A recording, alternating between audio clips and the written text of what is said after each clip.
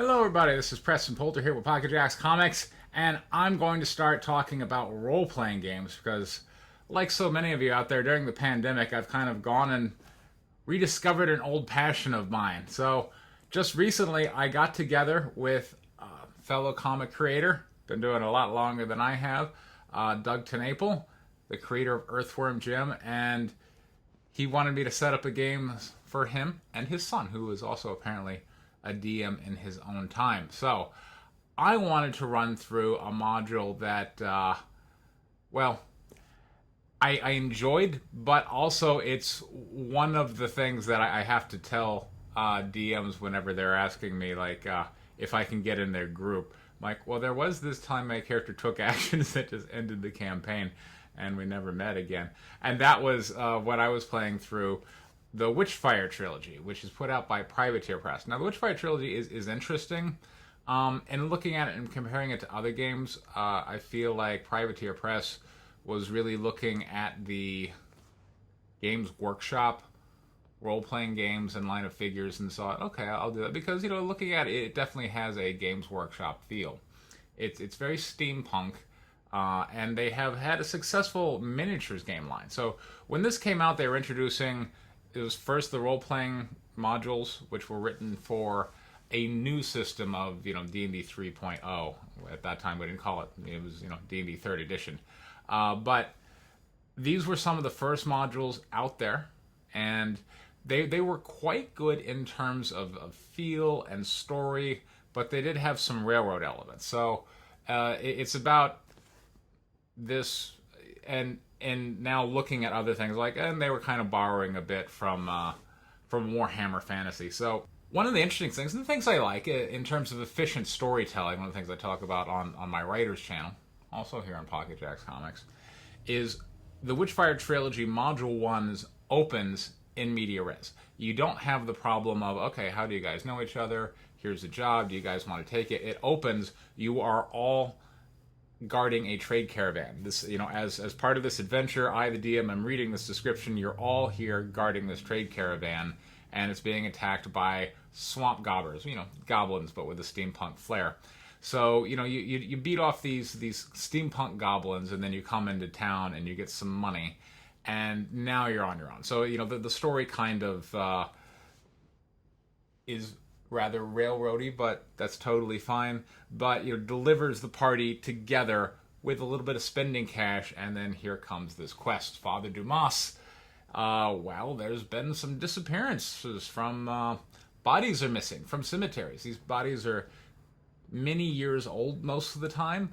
No one can detect the pattern, and the PCs get hired to investigate. So, book one was really enjoyable. It had a cool story, and it had Ravenloft elements to it, and that one of the first characters you meet almost immediately after meeting Father Dumas, who gives you the mission, is his lovely daughter, Alexia, whom, you can just tell from the artwork on the cover of the module, they're not really trying to hide. She may be up to no good. And that's one of the elements I like. And like I said, it reminded me a bit of Ravenloft, in that you meet the big bad evil girl pretty early, and you're interacting with her, and you can have suspicions about her and all that thing. And, it turns out she's like a 10th level she's a 10th level sorceress when they wrote the module. And this was something that 3.0, well, I guess it didn't pioneer, but it certainly developed it. The idea that you were going to meet the big bad person who was going to have a higher class level than you, because like I said, these are first level parties, and there's the big bad evil girl, a 10th level sorceress. It's kind of unfair in that system, but that's, again, you just have suspicions of her. By the time you're supposed to act on it, you will have hopefully gotten up to 5th level. Of course, if you're a little overzealous, and this happened, there's an encounter where the party confronts Alexia, and in the D&D system she casts, boom, here's mass hold person, because again then she gets to do the monologue, and mass hold person in D&D 3.0 was pretty. If you failed your save, you were just going to stand there and listen, which was also true, in first and second edition. But there was one intrepid party member who made his save, which was unfortunate because he then expired. Because he's then like, no, Alexia, I will not allow you to do evil. Boom, 10d6 lightning bolt, crispy critter. So that was fun. But what happened to me when I was running, when you get to the third book, where you are actually now tasked with going and, as you can tell from the first book, Alexia's Animating the Dead. Well, in the third book, that baton actually gets passed to the party. There's like a crypt of the there's a crypt of an army, kind of borrowed, I think, from Lord of the Rings. But there's like an army was kind of entombed all together in this mausoleum, and you're supposed to take, this evil artifact, the Witchfire, and go into the mausoleum and animate the ancient army to then defend the city. And I was playing a lawful good cleric, and I decided that was not a thing to do.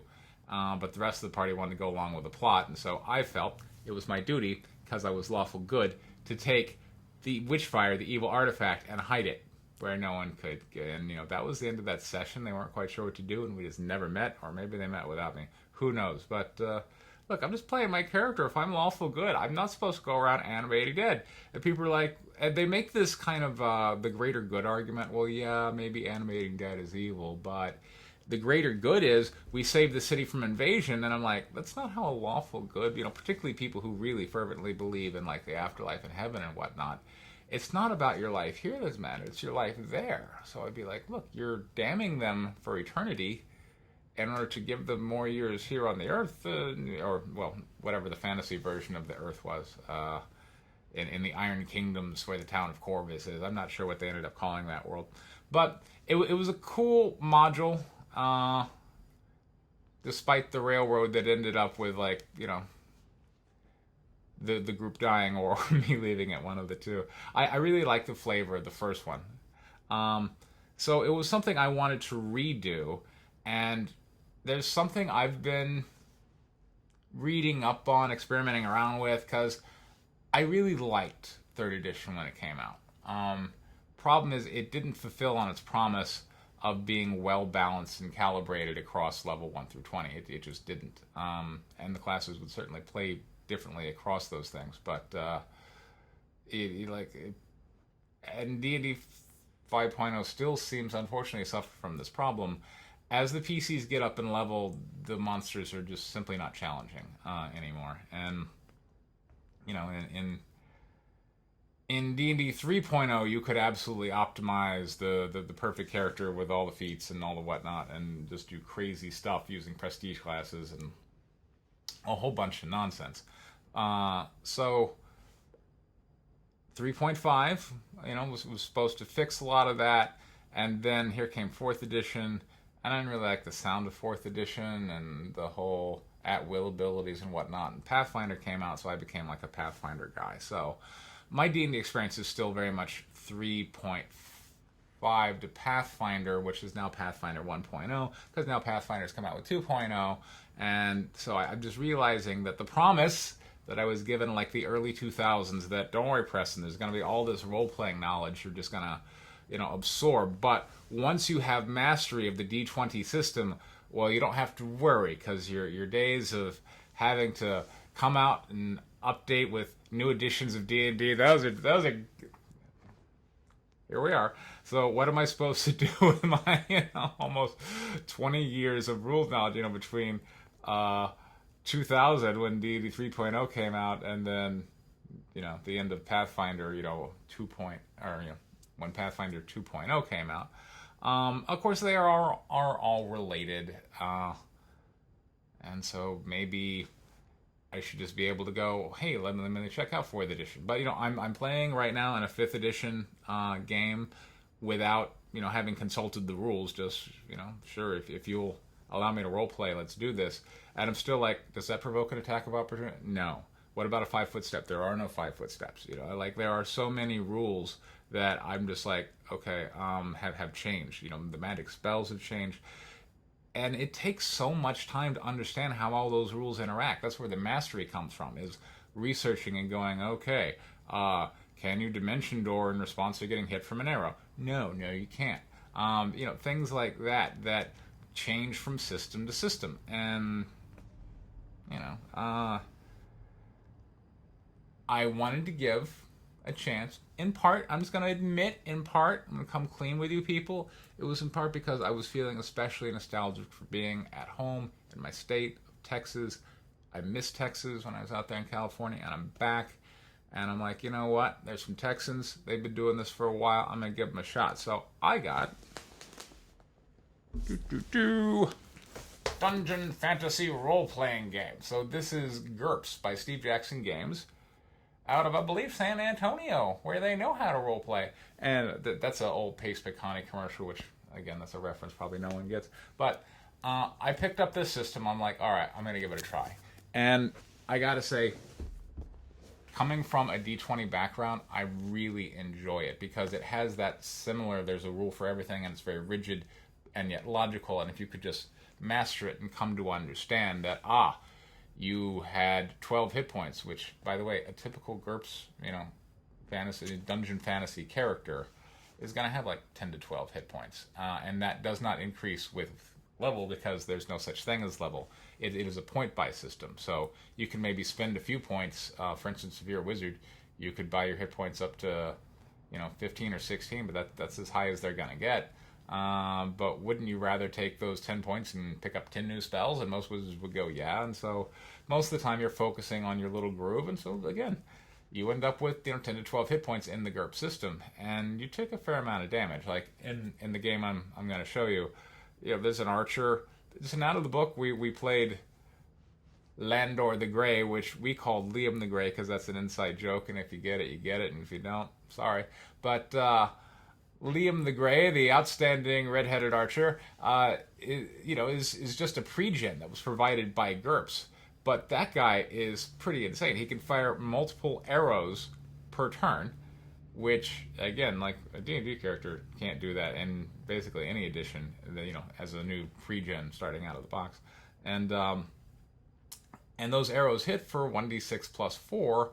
So, if you got 10 to 12 hit points, one of those arrows could hurt, and two of them, which you can fire one round, can just ruin your day. And the system has called shots. How about an arrow to the eye? Well, now just one hit and you're dead. And so he's an amazingly powerful character. And I've been having to learn, okay, what are the rules about that lets you shoot multiple times and all the rolls you have to make for fast drawing and calling shot and lighting. It's relearning a very rigorous role-playing system all over again. It's been quite a workout. I've gotten quite a number of things wrong. Had to continually go and hang out on the forum and ask specific questions. When does the spell count as being held? Like all that stuff. But now that I'm running it, I kind of like it. And maybe it's just a habit for me. I'm just used to role-playing games that are very rigid and rigorous and have a ton of rules. Because it actually adapted into the style that I guess was being promoted, particularly by Pathfinder, and that's the Game Master is really kind of there to just administer the rules and the situation correctly. And let me give you an example of how this got. I was in Pathfinder Society with my daughter out there in LA for a number of years, and they had rules on how the Game Master was to, portray and run characters through the scenario, if you were doing Game Master stuff, for their official society where people, got signed up in the little bureaucratic system and you got to level up your character and, go to cons all over the United States playing your character with new people and new friends and, all having one nice standardized set of rules to benefit from. Cool. Okay. So in going towards standardization, there were tactics for the monster. The monster should do this and da-da-da. And I remember there was one case where a person who had run one of these modules was now running it as a player. So, they wanted to level up their character, and they knew that, in this adventure there's a certain piece of magic gear that would go perfect for this build. I'm optimizing for the paladin to do the thing or whatever. And, he had already run this game as a player.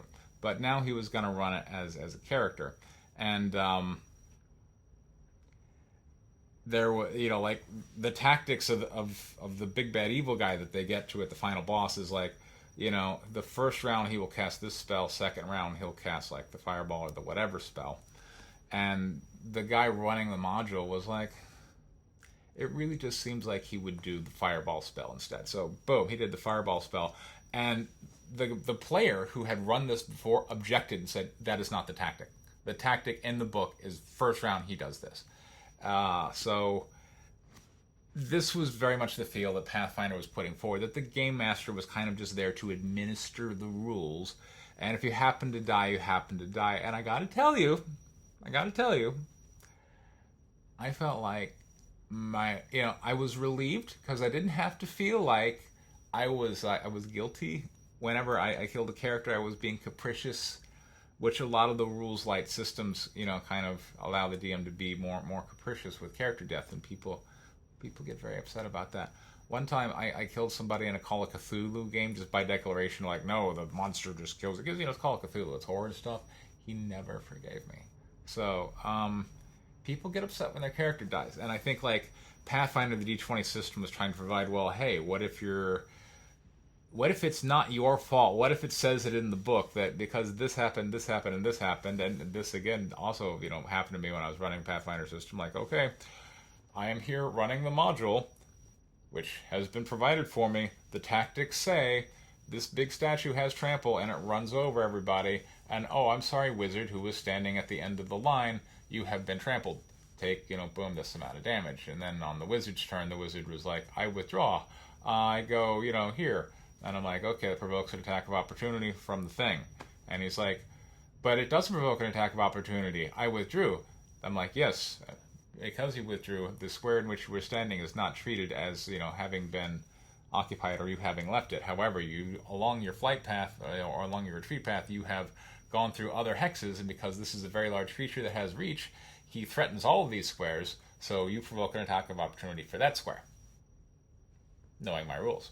And the wizard was like, oh, okay. I'm like, rolled. And of course, it's big monster statue thing, and the wizard has like a AC of like nothing. Splat. And I'm like, all right, you take another 34 points of damage. And the guy's like, I'm dead. I'm like, may I have your sheet, please? And I was kind of happy about it because, look, it's one of those days I showed up to work and got to kill.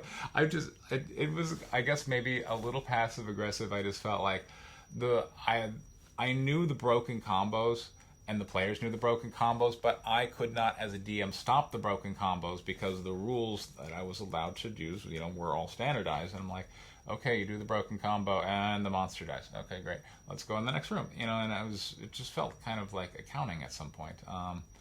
So I was a little gleeful when I got to, oh, this is a new report I haven't filled out. A character death report. Let's do that. So those were my Pathfinder days, and I still have that play style. And, as you watch these videos that of me, interacting with Doug Knaple, or, if you later on, I'm thinking of capturing some of the games I do from a live tabletop game here on Sundays. But I still have that style of, I'm here, these are monsters, the monsters will go according to these rules. If you happen to die, may God have mercy on your soul kind of thing. I'm just the bearer of bad news. Don't blame me, I'm just following the rules and you're dead. And I think that was the agreed upon, when I was talking with other DMs, we agreed that was our duty as DM, is to give you a legal, logical death. And it was your job to prevent that. And that was where the conflict of the game took place. So, GURPS Dungeon Fantasy has that feel for me. There's a rule for everything and everything in its place. And I thought, okay, let me run this game for Doug Knaple and his kids. So I wanted to run the old Witchfire Trilogy from Privateer Press. And, there's Alexia holding the Witchfire right on the cover. And so, as you can imagine, as a player, you're just going to see the module and you're going to be like, I think she's evil. So I wanted to run them through this, but I'm like, what game system am I going to use? I'm like, why not try this GURPS Fantasy thing? So I'm running a GURPS Dungeon Fantasy rule set conversion of the Witchfire Trilogy, and I wanted to bastardize it a bit because this is another classic module that I've never gotten to play. The original Ravenloft, published in 1983 by Laura and Tracy Hickman. A wonderful married couple that were able to make things work. That must be so nice. Anyway, what can I say? I remember hearing just people love this module. This is the one that changed it, and I kind of came into D&D a little bit later. Like, I didn't start playing until like the late 80s, and some of the older players were like, oh yeah, this is the one, man. Because before Ravenloft, all the modules out there were like Keep on the Borderlands, which they were just encounter boxes of, okay, you kick open this room of the dungeon, and here's a green slime. Oh no, it falls on you. And whereas here, you were in Dracula's castle, and he was gonna kill you, and it had this beautiful cartography that, like, so much love went into making this thing, and the dungeon plays you, right? And Ravenloft dungeon plays you, because the adventure opens and you are instructed, this is your character. The players are playing a character. You're playing Stradbon's armor or whatever, Dracula guy. He is a master genius vampire wizard, and this is his hideout. And the players are coming to kill him, and you're out, you're out to give them a good time. So you should play Strahd like a tactical genius who's setting up, fights and battles and stuff in order to beat the players, and really be a meeting of the minds. That was just a huge sea change. Nothing like that had ever been attempted up till now. And I'm like, I've heard all these wonderful stories. Like, I heard, and keep in mind, like, you can imagine if you're just used to kind of store-bought modules being in counter boxes, and all of a sudden this comes out. It has a replayability factor because it uses like a tarot reading to, foretell the player's fortunes, and based on the card reading, the dungeon changes a bit, and Strahd's behavior changes a bit, and so it has this replayability value. And I heard of people playing through the thing, like multiple times, and this one guy was like, I love running Ravenloft. It's my favorite thing. So I wanted to give myself that gift, but I'm like, well, instead of first edition D&D rules, I'm going to try, again, the Dungeon Fantasy update of Ravenloft. So I thought, well, the Witchfire story is pretty Ravenloftian, and it really has that feel because you're meeting the powerful evil people very early.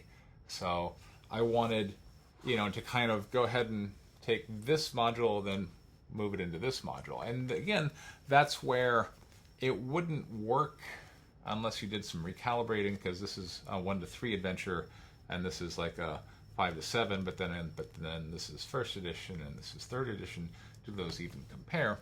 But now, since we're going to a completely different rule system of Dungeon Fantasy, I don't have to worry about that anymore. I'm like, no, we're converted to this totally different rule system, and I'll just be calibrating everybody based on my own homebrew porting over. So it's kind of giving me the feel of the old days again, and that's fun. So I'm going to be doing those videos here on this channel. There is a playlist. I encourage you to subscribe to the channel and follow the playlist if that kind of content interests you. But I look forward to sharing some of the videos. I'm cracking up because I've already played a few sessions, and there is and the very first session with this new party, we got father and son and a friend of mine, and the son ends up trying to sell his father's character into slavery for money. It's pretty funny. So stay tuned. I think you're going to have a lot of fun. This has been Preston Poulter for Pocket Jacks Comics. Thank you very much for your time. Take care.